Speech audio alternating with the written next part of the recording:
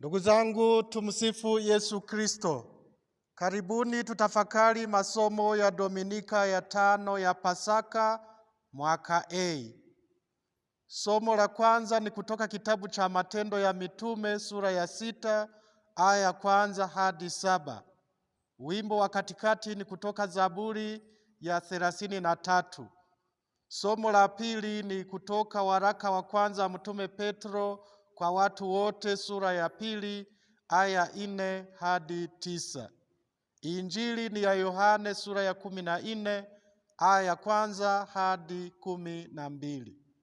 Ndugu zangu, somo la pili linatukumbusha kwamba Yesu ni kama jiwe waliolikataa waashi, halafu likawa jiwe kuu la pembeni.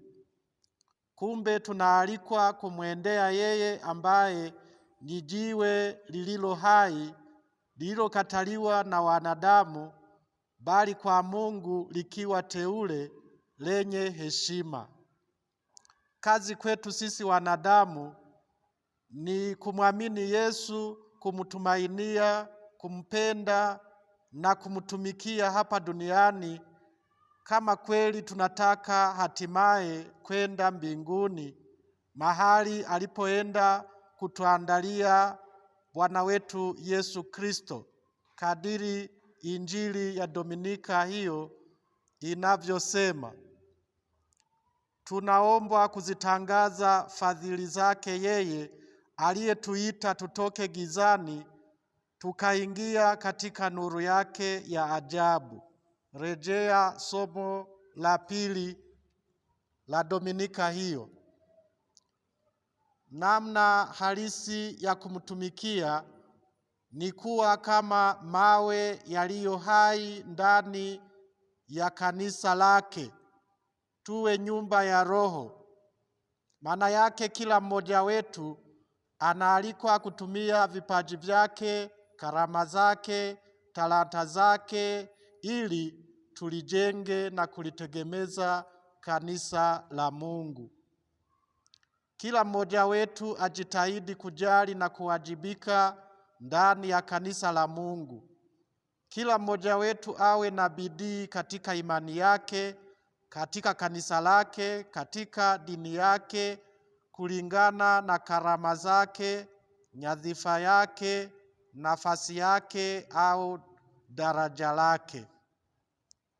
Somo la kwanza la Dominika ya 5 ya Pasaka mwaka A linaonyesha namna lilivyoanzishwa daraja la ushemasi, ili mchango wa mashemasi 7 wa kwanza ndani ya kanisa la Mungu uwe kujikita kwenye mambo ya caritas, maana yake mambo ya upendo, hasa kuwahudumia wasiojiweza, wakianzia kwa wajane wa Kiyunani waliokuwa wamesahauliwa katika huduma ya kila siku.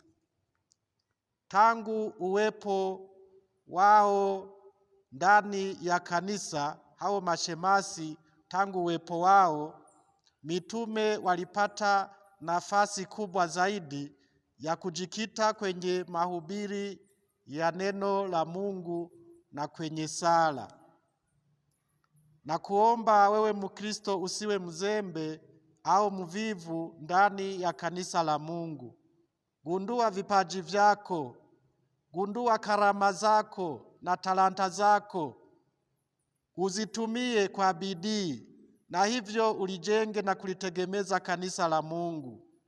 Huenda wewe uko vizuri katika kuongoza, uko vizuri labda kufundisha, uko vizuri katika mambo ya kufundisha, au wakati mwingine wewe uko vizuri katika kusali au kuongoza sala, au uko vizuri katika kuwalea watoto, kuwaelekeza vijana, kulea miito, kuhuisha imani na matumaini, kuwafariji wenye shida, kupatanisha watu, kuwashauri watu au kuwaelimisha, bila kusahau talanta nyingine katika mambo ya ubunifu, mambo ya ufundi, mambo ya maendeleo, mambo ya sayansi, mambo ya teknolojia, sanaa na kadhalika. Kumbe tusishangae tunaposikia Yesu akisema kwamba sisi tunayemwamini anategemea tufanye kazi alizofanya, tena kubwa zaidi. Maana yake alijua kwamba tutakuwa na maendeleo kuliko enzi zake alipokuwa hapa duniani. Alijua kwamba mwanadamu aliumbwa akiwa na akili nyingi zitakazomsaidia katika uvumbuzi na kuwa na maendeleo makubwa katika sayansi na teknolojia, mpaka watu kufika mwezini au mbali zaidi. Kumbe maendeleo tuliyo nayo yanatuwezesha kupanua zaidi hata ufalme wa Mungu ulimwenguni. Wakristo leo tunaweza kusafiri kwa baiskeli, pikipiki, gari, ndege, meli, hata treni za umeme na kadhalika. Vyombo hivyo havikuwepo nyakati Yesu alipokuwa hapa duniani, na hata vipaza sauti havikuwepo. Yesu na mitume mara nyingi walitembea kwa miguu. Vyombo vya kusafiria ziwani au baharini havikuwa na ubora kama vya sasa. Leo mawasiliano yameboreshwa sana.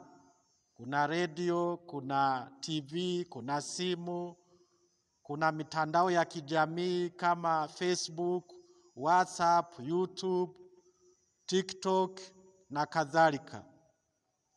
Neno la Mungu linaweza kuwafikia watu wengi ndani ya muda mfupi. Kama wengine wanavyosema, dunia imekuwa kama kijiji. Wakristo wa leo tunaweza kutumia huo utandawazi kwa ajili ya uinjilishaji na kupanua ufalme wa Mungu ulimwenguni. Tufanye kinyume na wale wanaotumia vibaya utandawazi. Zaidi ya huo uwezo wa kibinadamu, Yesu alijua pia kwamba tutawezeshwa hasa na neema ya Mungu au msaada wa Mungu. Alisema, niko pamoja nanyi siku zote hata ukamilifu wa dahari. Rejea Injili ya Mathayo sura ya 28 aya ya 20. Kumbe tunaelewa kwa nini Yesu anategemea sisi tunayemwamini tufanye kazi kubwa zaidi kuhusu uinjilishaji. Kwa neema ya Mungu na kwa maombezi ya Mama Bikira Maria na watakatifu wote tutafanya vizuri. Katika mwezi huu wa Bikira Maria tujikabidhi kwake, tukiongeza bidii ya kusali rozari. Bikira Maria atatuombea baraka, fanaka na neema tele. Bikira Maria mama wa kanisa utuombee. Bikira Maria malkia wa mitume utuombee. Bikira Maria msaada wa Wakristo utuombee. Bikira Maria malkia wa familia utuombee. Bikira Maria malkia wa amani utuombee. Atukuzwe Baba na Mwana na Roho Mtakatifu, kama mwanzo na sasa na siku zote na milele. Amina. Asanteni kwa kunisikiliza. Mungu awabariki.